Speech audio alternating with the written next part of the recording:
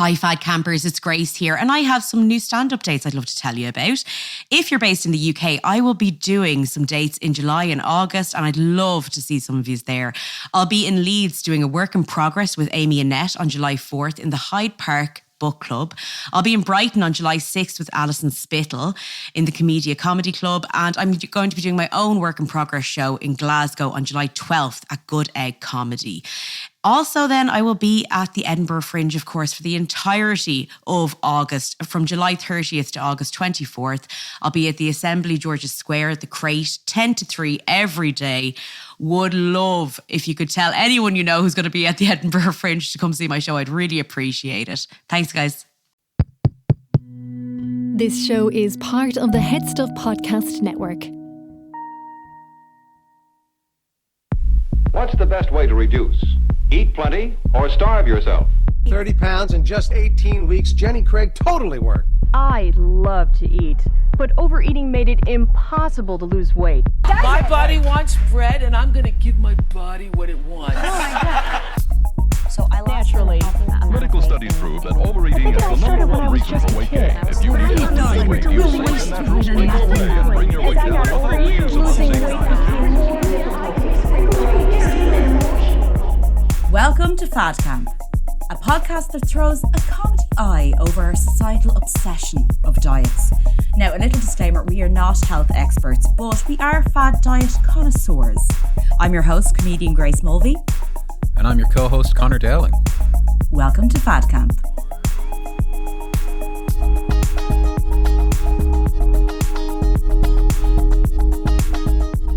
Hey everyone, welcome to a brand new episode of Fad Camp. You're very welcome. Grace, how are you doing? I'm excited. I'm so excited to be back because just for everyone listening, but it's actually one of the, I don't know which way we're going to post and publish the episodes, but this is the first one we're kind of recording. I know. Of the new season. It's our first time back in the studio in a while, actually. Yeah, so we're literally me and Connor looking at each other like, hello, who are you? Dieting? Yeah, so bear with us, but Yeah. we've got lots of cool stuff happening this season, so we hope you're enjoying.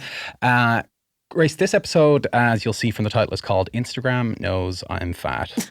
Which, when you told me that you were looking into this, that headline just made me laugh so much. Like, as a topic, Instagram knows I'm fat, because it actually does. Yeah, like, I mean, I want to know, like, because sometimes I feel like it's just me, because all of our social media feeds are so different. But like, when you go onto Instagram, do you get the sense that the app knows? Well, first of all, I'm a 30-something-year-old woman. Mm-hmm. Love it. Same. Same as myself. So Instagram and TikTok are like, hey, bitch, here's these diets. Like, they're straight in. So I don't know if they know that I'm fat. Okay. But I'm assuming, because I allow all cookies. Like, when a cookie same. comes up on a I'm website, like, I'm yeah. like, babe, allow it all. Keep the cookies coming. keep them coming, baby. Take everything you want from me. Take all my data. Yeah. So I'm assuming anything I've ever bought off, say like a website like ASOS, they know my size. Oh, they know. They know what size I am. Yeah.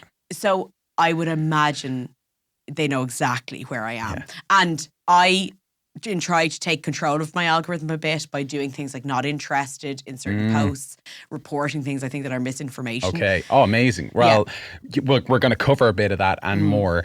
And yeah, like, I'm also accepting of cookies from time to time. If I'm having a really good day and I'm really sharp, I'll be like, no, reject. I might even get in there. Can I just ask, so if you... This is actually such a stupid question. You can reject. Oh, you can reject. Now, do I know the benefits or the downfalls of either? I don't. But if there's, sometimes it'll give you the option to like reject non-essential. But, you know, that's when I feel very empowered and I feel like I'm taking back control of my feed and my algorithm. Yeah. You're live, laugh, life loving. You're eat, pray, loving over exactly. here. Exactly. I'm basically a hacker in those scenarios. You actually do feel like you're like, no, I know what's up. Oh, I'm getting into the back end of this website and just like messing around in there. Yeah, so as we talk, you'll know that we're not the biggest tech heads in the world. We are artistes. So, you know, our knowledge in that department is somewhat limited. So I will try to explain things that make sense to our audience, but also make sense to ourselves, like, you know, so we can kind of keep up. But that's kind of the crux of this episode. We're talking about how the social media algorithms basically target us with content based on how we use the internet. Yeah. And for people like myself, at least, I have started to find that a lot of the content is geared towards weight loss, fitness products. Really? Oh, like it's crazy. And can I ask, did you notice this before we started? Because we always say that because of Fad Camp, our algorithms are all over the place. know. Is it before we even started doing research for this season? Well, Did you I notice feel that? like I think honestly, I'm probably more conscious of it since doing Fad Camp, and I do find that because we do so much research for the show that like I am feeding the internet with I'm like googling how to lose weight fast, most toxic diets. You know what I mean? I'm like asking for it basically. You know, so it's hard kind of not to notice it. I would say probably not before we started the show. However, I do think things have kind of changed. Like you'll know yourself when you go into Instagram these days. It is different to when you went on Instagram like a year ago or 2 years ago or 3 years ago. For example, like I feel like when I look on Instagram these days, I feel like I'm on like the home shopping network. Oh, you know? absolutely. Do you know what I mean? Do you know what's funny to me is I'll go through my feed and I'll be like, oh, I didn't realise I followed that person. But I didn't. Exactly. So if they just did a sponsored post and suddenly they're on my feed and I don't even follow them. That's it. It's a combination of you're seeing sponsored posts, you're seeing targeted ads, but then you're also kind of just seeing suggestions as well. Yeah. Whereas it used to just be you curated your feed, you followed people. Yeah. And it's funny, like if someone's listening to this episode in like 10 years, they're like, oh wow, those sound like the good old days. Like now they just beam it directly into your brain. Yeah, I feel like you literally they're like suddenly a weight loss ad will just be in your eyelids and you're like, oh, I didn't ask for this. Yeah. Literally. I mean, for anyone who's getting one of those chip implants, like that's literally They're what. chip implants. Oh yeah, like I those- just asked you, okay, don't be surprised I asked you that. Yeah. I just asked you if you could reject a cookie because I didn't know Yeah, that sure, actually. sure. I thought they'd kick you out of the website. I mean, sometimes they do. Yeah. No, there's like a Neuralink is what it's called. And I think maybe Elon Musk is involved. I hope not, but he probably is and we're all doomed. Yeah. But that's on the horizon. And we're going to be in a future where some people have the chip and some people don't, you know? Yeah, it's gonna be it probably is a thing where it'll be like, I'm opting out of this, and totally. people will be like, well, you're a fool, Yeah. or you won't be able to make money. You'll be It's like ostracized anything. from society. Yeah. You'll have disadvantages in the workforce when you're doing a test in school, etc., etc. Yeah. So yeah, there's a lot of. So what I'm saying now might seem quaint in a few years' time, you know. But it's good to take note of it now because I Yeah. think what you're saying, even about Fad Camp, right, taking that out of the equation, I notice a difference between seasons.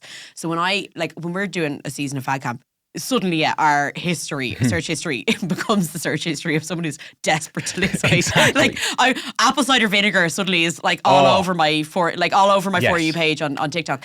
But I notice there's a big change then if I'm not researching. However, then I'll notice randomly out of the blue, I'll suddenly get these weight loss ads. And I'm like, and I am because of Fad Camp, very conscious of my own mental health. I don't want to see that. So I will be particularly on TikTok, not interested in this post if it's misinformation, particularly about weight loss, because oh my God, there's misinformation on TikTok. God. Yeah. Like, but I notice that it's coming for me anyway. It's like an avalanche of shit. Yeah. And I'm just trying to wade through it. And occasionally go, oh, actually, maybe that though. Maybe this piece of the avalanche. Maybe I'll take it that. still Maybe gets you know, me. Yeah. It does. So so what I'm talking about, I'm going to start talking about Instagram. We will get into TikTok. I know I'm more of an Instagrammer. I'm more active on the IG. Connor's a caveman out here, like I know. I'm great. chiseling to the walls. And I'm like, have you heard of a TikTok? I'm like, does anyone care about this photo of a sunset? And like, guys, that's Instagram 15 years ago, okay? Like, we're way past that, okay? And you're more active on TikTok and that sort of thing. But I have dabbled with TikTok, but we'll talk about that as well. But so what I'm talking about, what I've started to notice on Instagram, it's different to say a few years ago, you might be on Instagram and you'll see like an influencer that you follow who's talking about their fitness routine, who's talking about a product that they're like sponsored with, and they're like, oh, sign up for 10% off. Or there might be like, a cafe that you follow that's like, hey, come along for double donut Tuesdays. And you're like, oh, I can't, I'm on a diet, right? Yeah. This is different. Feels more like an invasion onto your feed where 1 minute you're looking at your friend's photo and the next minute it's some total stranger appearing to be selling you this product. And all of this is down to the algorithm, the ominous algorithm that everyone talks about these days. So just to give people a little bit of background and definitions of how algorithms work. And I know this sounds like a bit of a snore fest. Like if you have any friends who work in the tech industry and they try to explain what their job is and you find yourself like falling asleep, like I'm trying to avoid that right so every now. so often we'll be like, blammo! Exactly. Wake up, folks! But like an algorithm is basically like this computer thingy that like nerds mess around with instead of hanging out with hot babes. You know, that's basically what it is. This is what it's like, the idiot's guide to algorithms. Yeah, exactly. That's you know the way that everyone likes boobs? Yeah. Well, these guys like computers instead. No, that's my very immature way of getting back at the tech bros that are taking over the world and getting all of the jobs. Losers. But basically, it's a set of rules and calculations that that platforms use to determine which content appears in a user's feed, prioritizing posts based on relevance, engagement, and user behavior. So what we see on our social media feeds is determined by algorithms, and their primary aim is to increase the amount of time we spend on these various platforms. Which, my God, do they do that well? Like, they've got it figured out. I swear to God, like when I look at my phone usage, and it's like, you didn't exist in the real world last week. And I'm like, wow, that's mad. How? It's shocking. They really do it well, I notice when you say, I will say this, when you say like engagement or relative, it's the post that you would engage with the most. Weight is always the easiest way. I know. People's appearance is the easiest way to get engagement, I think. Yeah, absolutely. And just to finish on that definition, I'll say that they use many different types of information, which I'll also get into, to get us hooked for longer. So there's the obvious things like what we're looking at, what we're liking and sharing, but also like how long we linger on a post. It knows that. And how quickly we scroll past something. It also like detects like where your eyes are looking and stuff like that on the post. Stop. And the algorithms of some social media companies may even evolve to such a degree that they become black box algorithms, which means they are so complex that not even the developers themselves totally understand how they work. Now, here's the thing. Have we learned nothing from every disaster film I've ever watched? Has no one seen Terminator? Like, come on, guys. No one's seen Terminator 1, 2. There's like Sarah Connor's Chronicles of Terminator. I mean, come on, we have. But it is that thing of like when you're like, even the creators like don't really get it. That's what I'm like, but maybe you should get it. Exactly. Yeah. They just let it off into the wild and go like, oh, well, we made some money off this thing and it works. Well, do you know what's funny? Doesn't that sound a lot like a lot of people who create diets?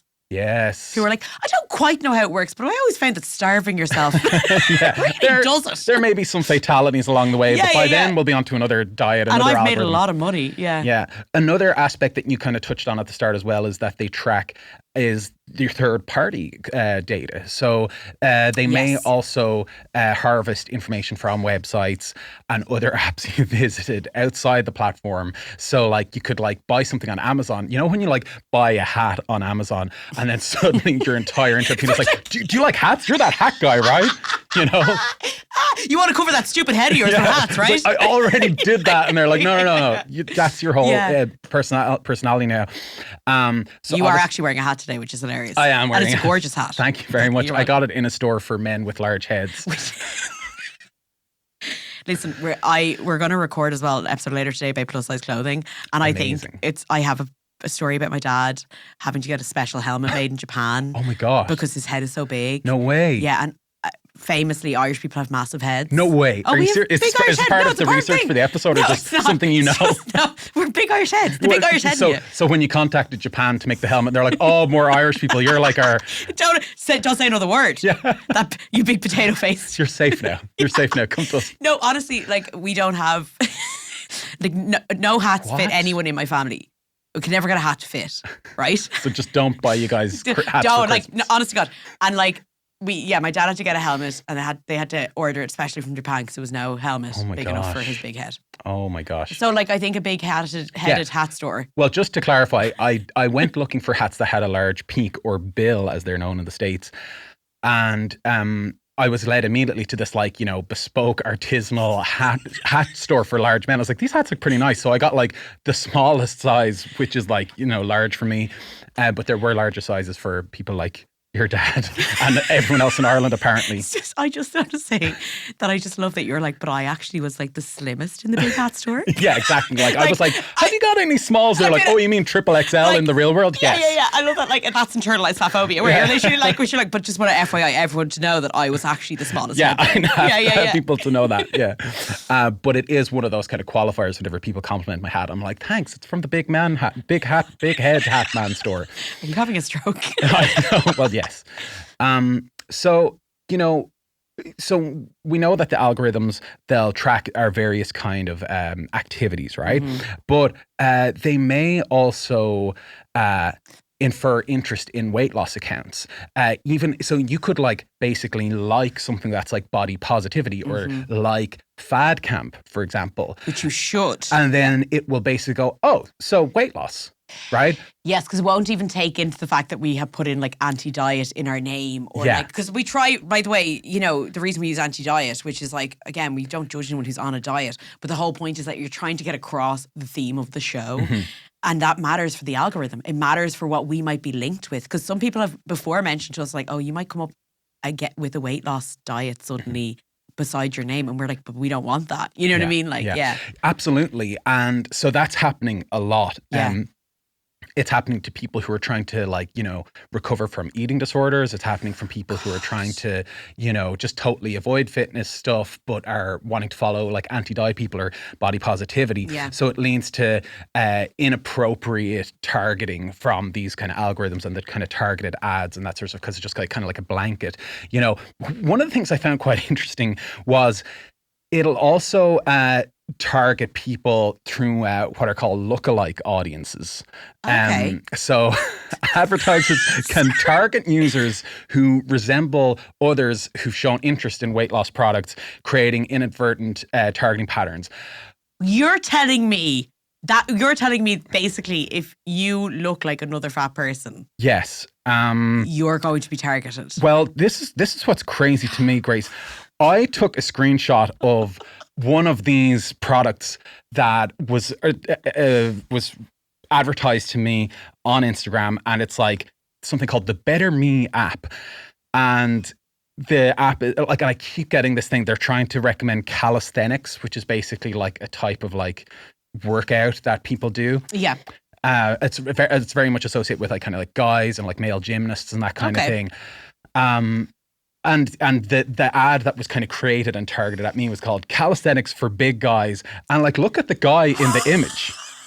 I wonder if the camera can see that. That's me. Like, that is basically just me. And I like his shorts. I actually, and I'm not gonna lie to you, Connor, I think he's a really good looking guy. He's a ride, like so listen, Thanks, the Grace, algorithm is complimenting you, but also at the same time, then also burning you. Yes. Because it's like, but for big guys. Yeah, for big guys. I mean? But it's terrifying that they've got me. I don't know if they... But I wonder if that guy knows his image is being used. That's another thing that I would find very interesting.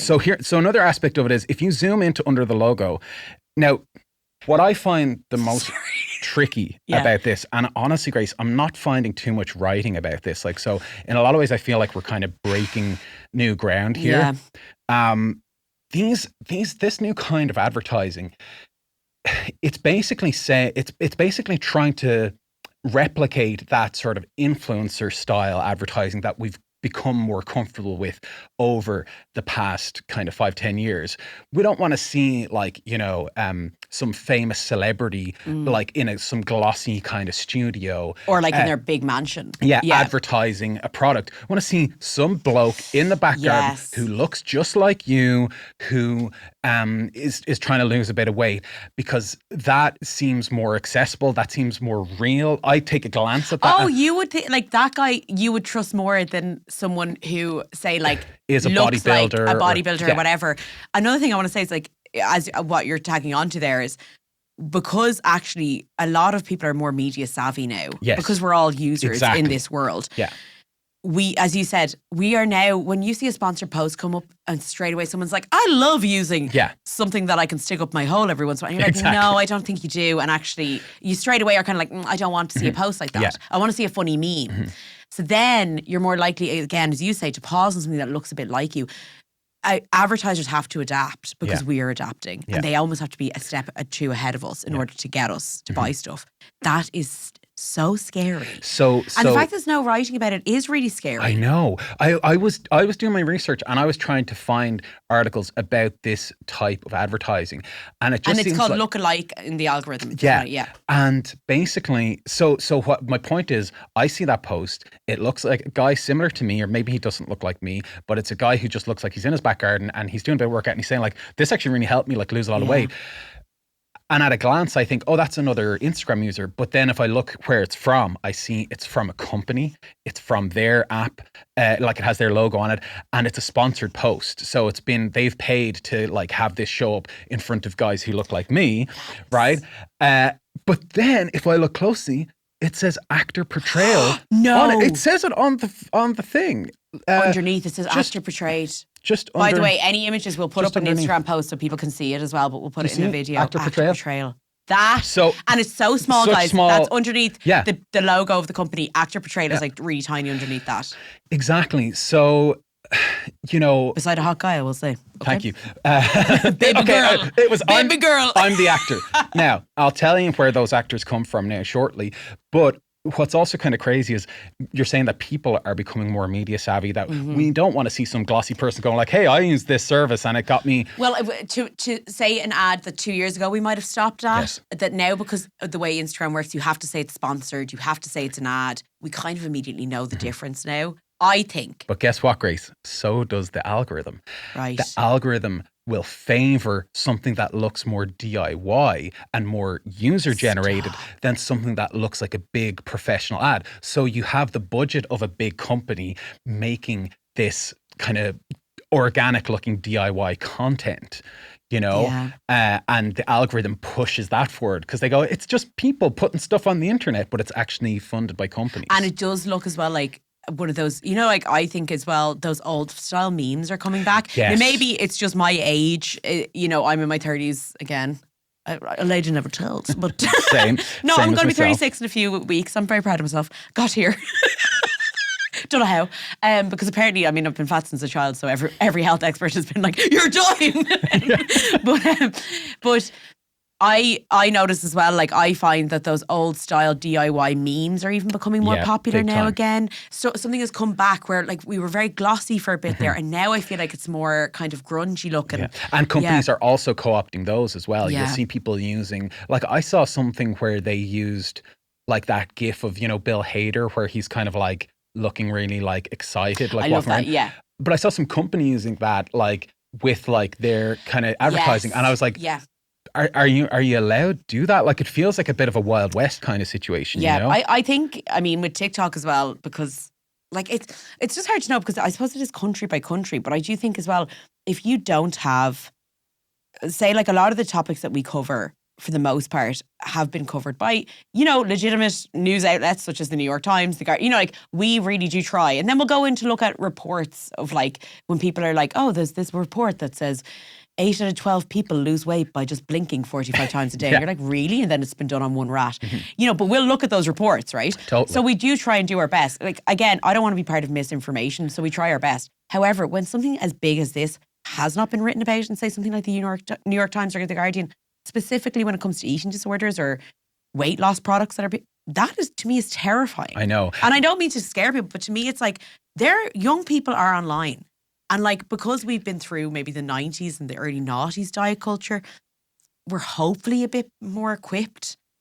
But I don't know, like, and I think what makes it a kind of a sense of like emergency to me is that like like it's no secret, we know, like if you listen to the intro of Fad Camp, you'll hear some old timey weight loss commercials. People have been being advertised to about all sorts of stuff, all sorts of products and weight loss.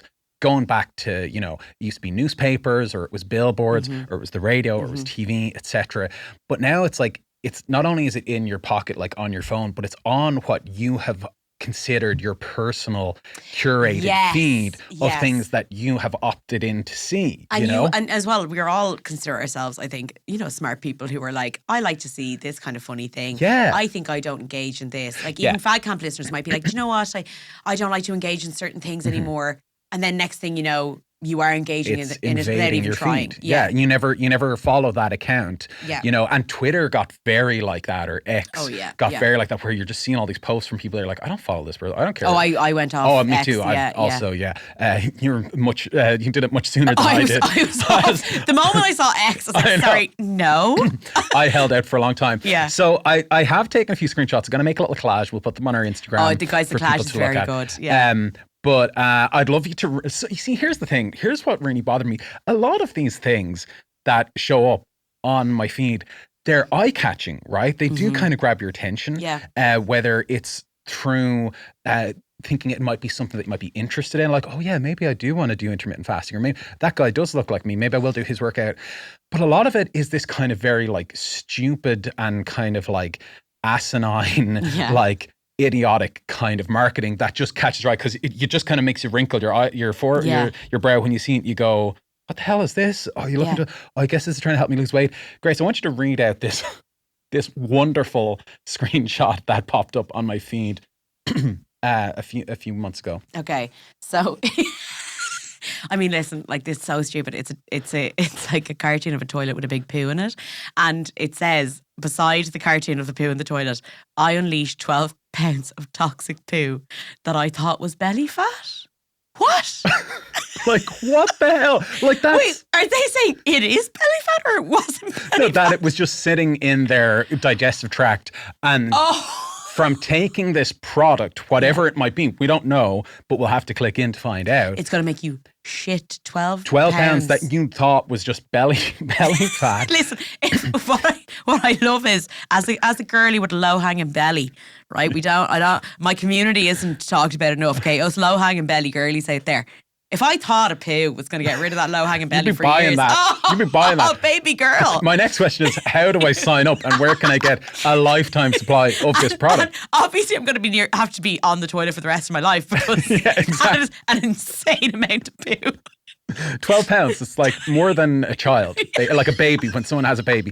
Like, so it's ridiculous, and it's crass, and it's crude, and I don't want that on my feed, you know? Like, I don't want that. So But it was a funny looking pic. It was very funny. Yeah. It was very, but I clicked through, and it's a company, I think they're called Ovira, and they're like... And they're sponsoring us today. Yeah, exactly. Like, thanks, Ovira. We're, by the way, both recording from a toilet. Have you noticed that I look 12 pounds lighter? I carry it in my small intestine. But JK, we don't have any sponsors, go on. They have, yes, please sponsor us Ovira. So they sell, it's like an anti-bloating medication, or like tablet, like a supplement that you take, and it makes you evacuate your entire life. But you're like, if you go to a pharmacy, you get something for, because lots of people have constipation, they'll take something. It's repurposed laxatives or whatever, right? I don't know if that it is that, but it's something like that. And then they also sell like a device for period pain. Like one of these like things that you strap on, kind of like the device we made Darren wear on the live show. The live show, kind of like that, except it goes maybe slightly closer to your lady parts. Yeah. And lady parts. You're a little cutie patootie. Electroshock therapy on your ovaries. I'm going to tell you right now, no person who has ever had a cramp has went, you know what would be great right now is an electric shock to the vag. Pain. Yeah. No, just like, period pain is a serious thing, and like anyone who creates a graphic with a pretend 12-pound poo in a toilet, I don't trust with period pains. Right. Yeah. Okay, exactly. But then you go onto the website and it all looks very legit. Some of the other products that I have been, and obviously that's maybe a bit more geared towards women. And like, I suppose what I want to get across is like, this algorithm, it isn't just like targeting fat people. Like, it's targeting your behavior, your lifestyle. Oh, absolutely, yeah. Like, for example, I got engaged this year. Congratulations. Congratulations. Sorry, Donna. ladies. Sorry, this big-headed guy is off I know. out of the dating scene. But you know, straight away I'm being advertised like wedding rings, but like cool man's wedding rings, you know, that are made from like meteorites and dinosaur bones and stuff like that. From the depths of Mordor. Yeah, because I also have very other cool internet searching habits. It's tracking what you're doing in your life. You know, I know someone who as soon as they got married, or as soon as they got engaged and they had it on Facebook, they started being advertised like wedding venues, wedding dresses, wedding planners, all sorts of stuff. But that's, and we covered that a bit in the wedding one, immediately dieting. Yes. And through that, because they're like, oh, you're a bride. Guess who's going to want to be thinner on her wedding day? Like, exactly. They're straight away. I will say that I confuse my algorithm quite a bit. Same here. Because I'm a single woman in her 30s. But of course, a lot of people around me are getting married or having babies.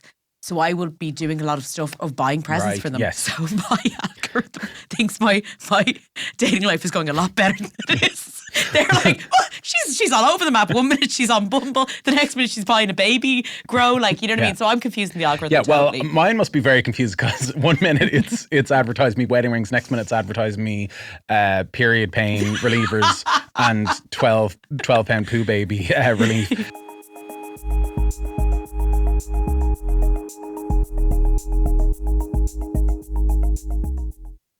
Hey guys, hope you're enjoying the episode. If you want to hear more bonus exclusive content for Fad Camp, make sure to log on to Head Stuff Plus, and for as little as $5 a month, you can support our show and other shows in the Head Stuff Podcast Network and hear exclusive content from Fad Camp. That's bonus episodes, photos, videos. It's a really good time, so we hope to see you there. Now, back to the show. By the way, why is your algorithm constantly going on about a flat belly? Grace, this is who they advertise that show it to to the camera, please. Show it to the camera. That is unbelievable. So this is like a shirt open, beer bellied, cowboy hat wearing guy who's also Russian when he speaks, and it says, guess what? Actor portrayal. And it's him doing a little comedy sketch with his friend, much like you would see on Instagram. When you go on Instagram, people doing comedy sketches. But it's been kind of co-opted as a advertising technique. Now, this is for something called Unimeal app. There are so many apps like this being advertised to me. And guess what? Around Christmas, around New Year's, it's like, you know, advertising season for people who are trying to lose weight. And like this episode will be released probably early January. Totes.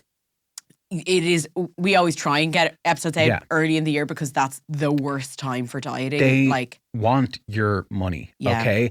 And they'll do a lot of things to get it, right? And basically, when all of these apps, they will say, look, just click through to learn more. When you click through, that's when you get into their sales funnel, which is how they, these are all like marketing terms that I'm learning. But basically, you start to go through and they all have a questionnaire. And the questionnaire is basically, are you a man or woman? What's your age? What's your weight loss goals? What's your activity level? All these questions to make it seem like they are developing this, like, you know, bespoke plan that's like unique to you. Of course. And really what they're doing is they're sorting you into groups of fat, very fat, and fatty fat, right? And I went through one of these the other day when I was like doing research for this episode, and I clicked through and they asked me, like, you know, how much weight do you want to lose? Do you want to be like, you know, lighter, super fit, or ripped? And I said I wanted to lose like 1 kilo, you know, and they're like, here's your 3-month plan to lose 1 kilo. And they sent me an email with my, you know, before and after, and I'll show you now. Because, I click start my plan. So this is my before and after losing 1 kilo. Oh my God. Like, okay, lads, what I'm looking at right now, okay, is an image of a man with like a fairly average body, if I'm honest. And then him looking like, whatchamacallit, Captain America. Yeah. Like with the definition of a man with such sculpted abs. It's generic for 1 kilogram. To lose 1 kilo. And, So, but what I found when I looked further into this, if you go into like Trustpilot or Reddit, it's just nothing but people saying scam, report scam. Yeah. Wish I had read Trustpilot before I signed up. They're all about giving you this free trial and this free kind of plan, but it's a subscription service. And look, they're a business. They have to make money, obviously. But you know, like when you sign up for a subscription and then you realize, or you sign up for a free trial and then you like miss the cutoff date and then suddenly you get charged. Oh yeah, yeah. It's like that, except much worse. People say that there's like a virtual coach that they like kind of, you know, pair you up with, and then that's like an extra fee. Jesus. And it's like the comments on Trustpilot and Reddit are endless. Because this is interesting because we actually don't have, I don't know if you do, but I don't have any experience in this type of dieting because I've never done one that's just purely virtual. Like I've always done one that's more, you know, like because when I was actively dieting, I was doing it in my teens and kind of early to mid 20s. So it was much more like things like Motivation where you go in, or Weight Watchers where you go to a meeting, or the most virtual I did was the Body Coach. Which, if you don't know the Body Coach UK, that guy, you know, he's really famous. Joe Wicks, the Body Coach. Yeah. Joe Wicks, Body Coach. Oh, yeah. And so I did his, which was the most virtual one I did. So I have never done one that was like through a link on a website. Do you know what I mean? Mm-hmm. Not that but I think had that happened before maybe Fad Camp, I definitely would have. Like I'm not saying, but it's more just that I'm like, wow, this is so easy for anyone. And if you're a teenager or someone who has access to your parents, whatever, credit card, very easy for you to sign up for. And probably you won't notice a subscription like that for a bit. You know, sometimes you don't look at your, you know. And Grace, it's how it's targeted. It's not like I'm, you know, some 14-year-old boy and seeing an ad for Weight Watchers where, you know, as you always say, AA for mammies, like where it's kind of a specific age group. And you know, I'm 14-year-old and I'm heavy and I see that and I go, oh, well, that's probably not for me. Yeah. This is like basically crafted like the ads. And think of all the bodybuilder stuff that to 14-year-old boys would be like they'll be like, here's protein powder that you shoot into your eyeballs, and they're like, great, you know what I mean? Like, and the ads that let's just take Unimeal for example, the ads that I see on my feed for Unimeal will be different. Totally different. And, you know, directed towards me, basically, you know. Although I would love if they sent me that cowboy. The Russian on my one. chubby cowboy guy. And I'm like, let's guess. Like, is this a dating app? Because I'm in. Where can I sign up? Funny and stylish. And Russian. All three things on top of my list. Yeah, so that's kind of what makes that a bit more dangerous. So if it catches you in that kind of vulnerable moment when you're at home and feeling a bit kind of down on yourself, it knows you. I say there. I paused for effect. But like this is, let's be honest, okay? For the most part, when we are scrolling, we're doing it at home. Probably at a moment, sometimes you're scrolling out of boredom. Sometimes you're scrolling because you've had a very stressful day and you just want to clock out your life for a bit. Yeah. I find Instagram for me the worst one because Instagram is the people I know who are going to put up the best part of their lives, which obviously like it's very nice to see, but if you're not particularly feeling great, all you're seeing is the good shit in other people's lives and like you're like comparing. TikTok, I don't find that.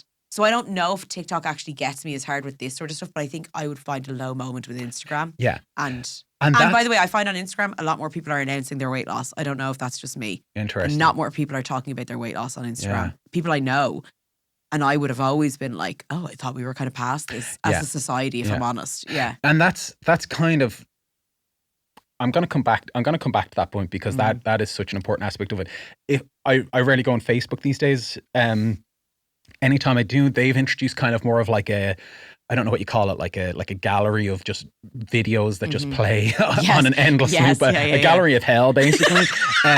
But welcome to hell. Mine is all like, check out my 600 pound or 160 pound weight loss or whatever. And it's like, you know, a heavy guy snaps his fingers and then he's like a thin guy in the same outfit.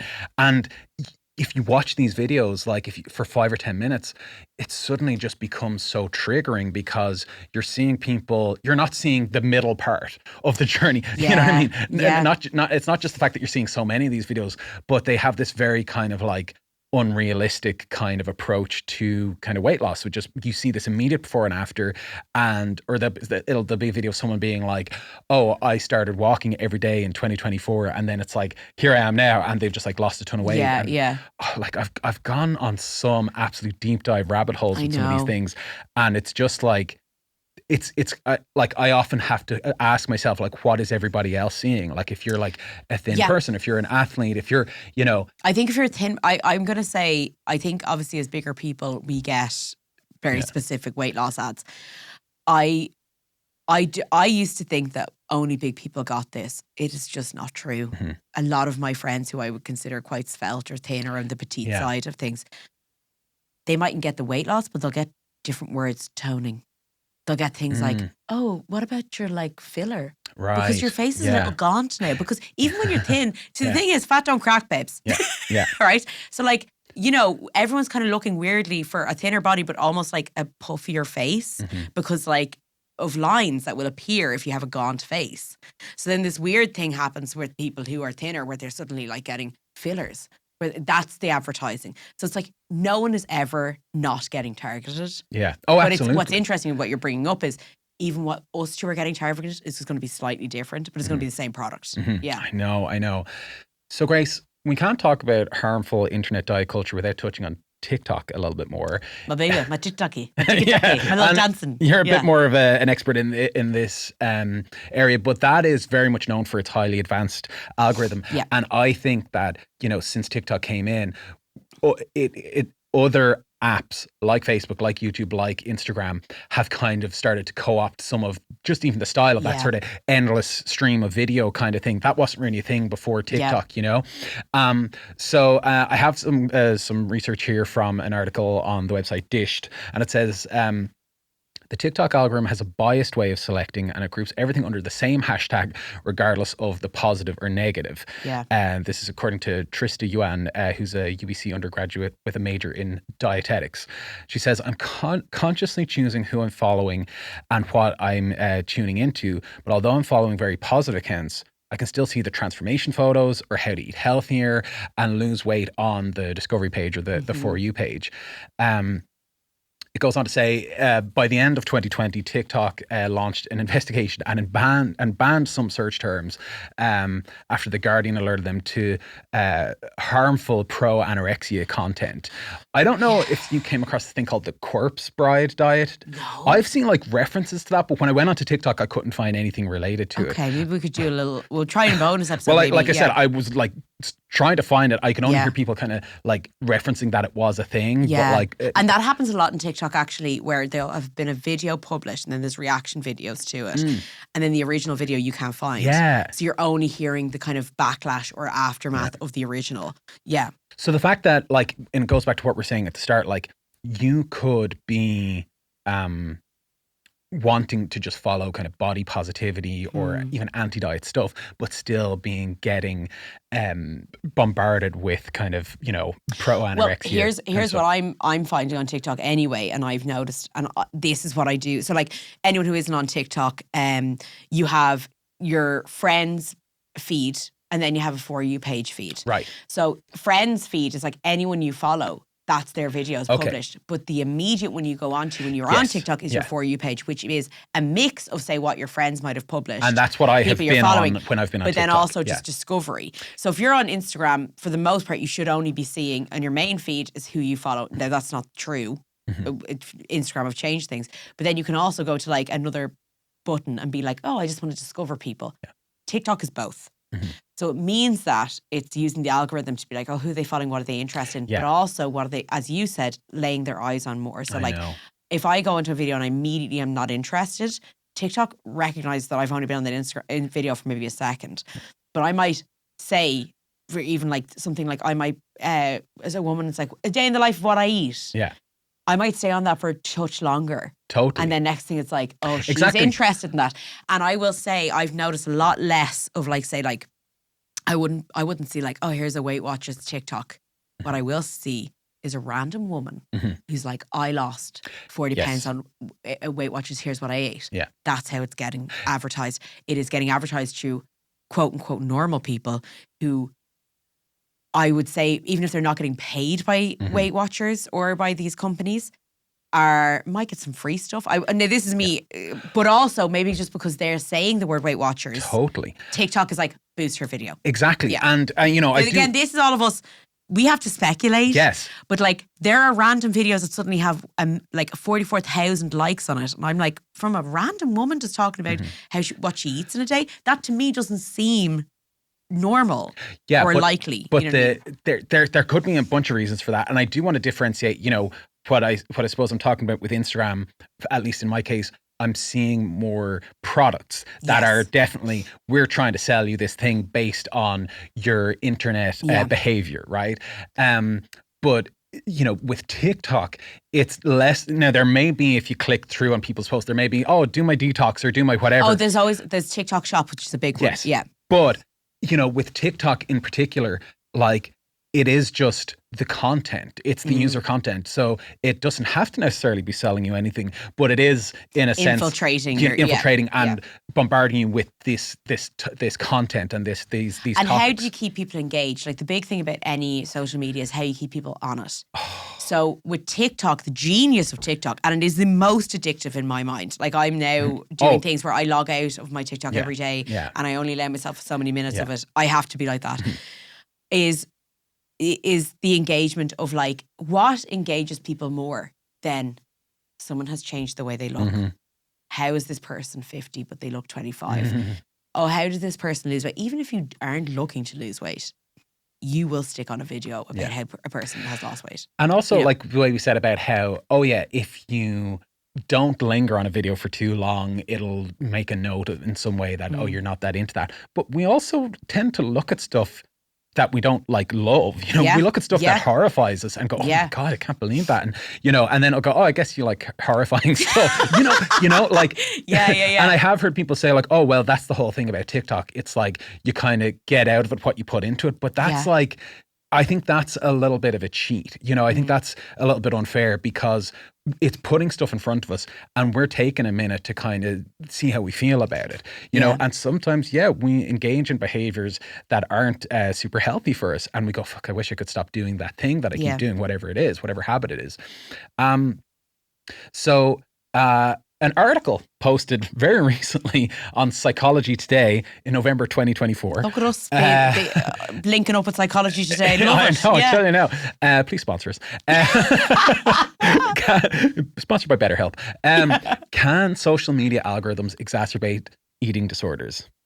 I'm going to guess that's a big fat hell. Imagine yeah, just the article is just like, yes, no, full stop. No, it's just like, no, actually, it's fine. It's fine. So in this article, they examined a study that analysed the algorithms of people with and without eating disorders. Oh, Jesus. And you'll never guess what they found. Well, they focused on TikTok because it has a lot of younger users and younger people are considered more susceptible to developing eating disorders. But everyone is vulnerable, obviously, but particularly around, there's a lot of concerns around younger people just like sitting for hours a day on TikTok. And personally, I did use TikTok for a while and I would be sinking hours. You were if I was the first off Twitter, you said to me, I'm off this. This is killing me. I tasted the elixir and I was like, no, I got to get out of there because I won't be able to give it up. It's so addictive. So namely, the algorithms of participants with an eating disorder delivered dramatically more appearance-related videos, dieting videos, exercise videos, and toxic eating disorder videos. These algorithms have a way of generating content that you might find interesting and then locking you in a rabbit hole of eating disorder friendly content. So that's why you just end up in this kind of rabbit hole. The researchers even identified a subset of participants who appeared to be in an eating disorder echo chamber. This meant that their algorithms delivered over 1,000 appearance-related videos over the past month and that a majority of the videos shown to them were appearance related. So it all sounds really intense. And sometimes I think it's hard because, we tend to feel like kind of locked into this modern it world feels like that there's we're in. no escape. I know, right? Yeah. And the answer is there isn't. And you're listening, guys, that's been a great episode of Podcast. We're now going to become Amish. That's I made to raise a barn. But Grace, you kind of touched on this a little bit at the start of the episode. And, I think there's a few things to kind of keep in mind that I have put together a couple of little kind of little pointers, you know, that people can kind of follow, that you kind of touched on. But I think we have to remind ourselves that these big tech companies benefit from us through wanting our attention and our money. Okay. And they get this by creating eye-catching content, whether it's pretty to look at or confusing to look at. It gets your attention.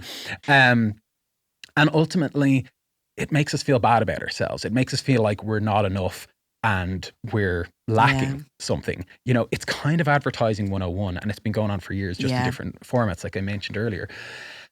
The first thing I think people can do, obviously, is, you use your phone and social media less. It's kind of like, it's like a very like easier said than done, but it's better for everyone. And I think we can all kind of agree on that. Like even I think you said at the start of 2024, you were like dropping to like 20 minutes a day. I did that for a while. I absolutely did not do well on that long term. Sure. What I will say is I'm starting that again. And the reason is because it has really affected me recently. And I'm a person, by the way, who, because of being a comedian and trying to, you know, sell more, I want to sell more tickets to my shows and I'm trying to build up a career in writing and performing and acting. And I need social media to do that.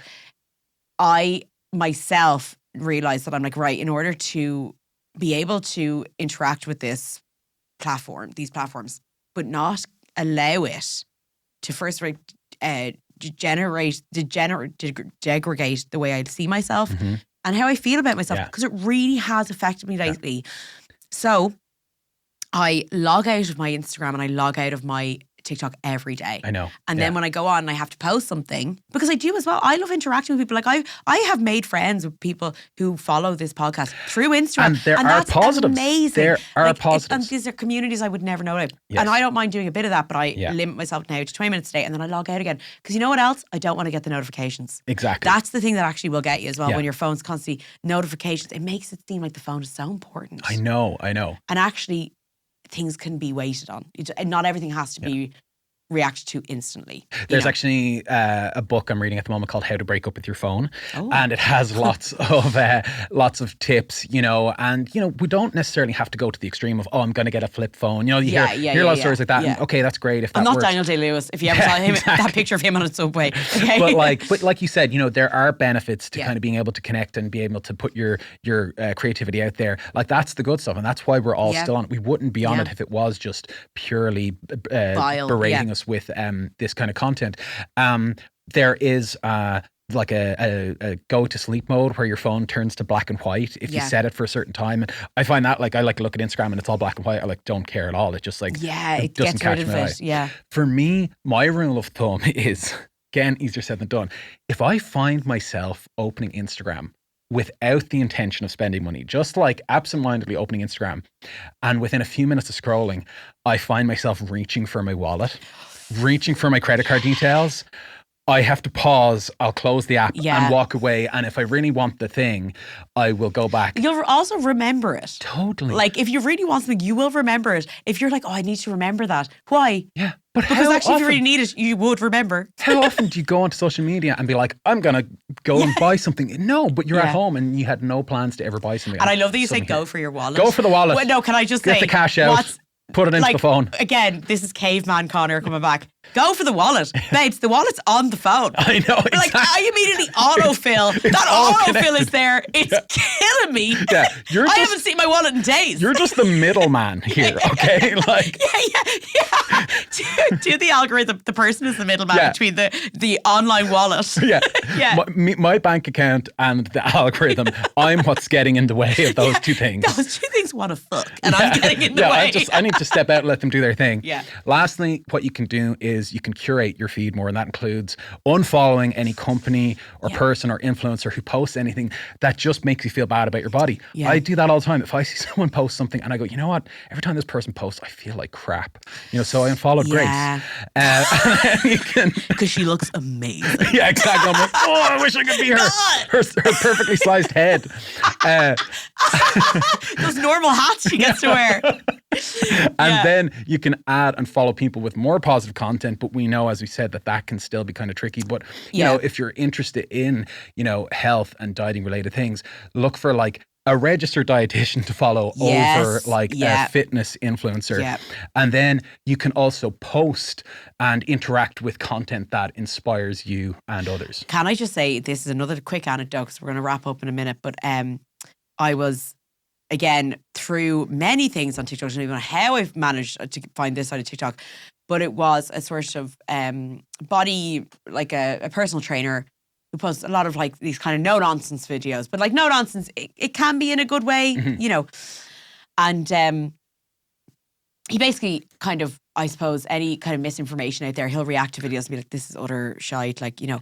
But there was one guy who, what he did, and I thought it was really interesting, one guy who goes into these supermarkets And you know, they go into the supermarket, it's so intense, and they pick up products and they're like, look at what you're eating. And you're like, gee, and there's like these poor people around them who are just trying to get, like, there's probably a mom and dad out there who are just like, yeah, I just actually need to get some pasta and go home and feed my You're kids. gonna put that garbage in your children's mouth? And you're like, okay, listen, if you're so happy, why are you shouting? If you're so happy with your body, stop shouting. And basically he had done a video about how, like, you know, like these Greek style yogurts, they're not real Greek yogurts and they're so terrible for you and blah, blah, blah. It was all this.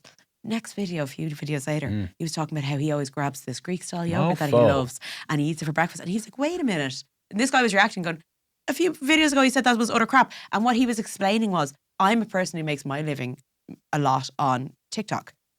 Because of the way the algorithm works, you have to get almost more and more creative and extreme. Oh my gosh. In order for your videos to stand out. That is also how it works. So if you're noticing that you're like, oh my God, like I feel like I'm getting attacked online, like you're shouted at, because they kind of have to do that in order to keep engagement up. It's all about engagement. So like, you have to look at it as well like that. People will give conflicting information, even if it's against their own information a few videos ago. That's bizarre. Because they're looking for the engagement online. So like, again, it's taking a deep breath, enjoying certain aspects of social media, but maybe every so often, if you do find that you're like instantly coming off it and you suddenly are like, God, should I be eating this thing? Or, oh my God, how do I feel about my body? Maybe just take a day. And if you still feel like you want to buy that product, great. But maybe just take a minute and go like, actually, why does that make, and do I really feel like that? I'm in my real life right now, looking around me, touch some grass, go, actually, do I really feel like that? Why do I feel anxious about my body? Why do I feel like this? Maybe it's because I just saw a video of a man screaming in a supermarket. Thanks for listening to this episode of Fad Camp. As always, we want to thank our producer, Darren Lee. If you enjoyed this episode, please feel free to review us on iTunes, Google Podcasts, or wherever you listen to your podcasts. Great ratings and reviews really help more people find the show, and it would mean a lot to us. Make sure to share the episodes with friends and family or on your social media. Every listen helps. And we absolutely love hearing from our listeners, so please get in touch with any of your diet stories on fadcamppodcast@gmail.com.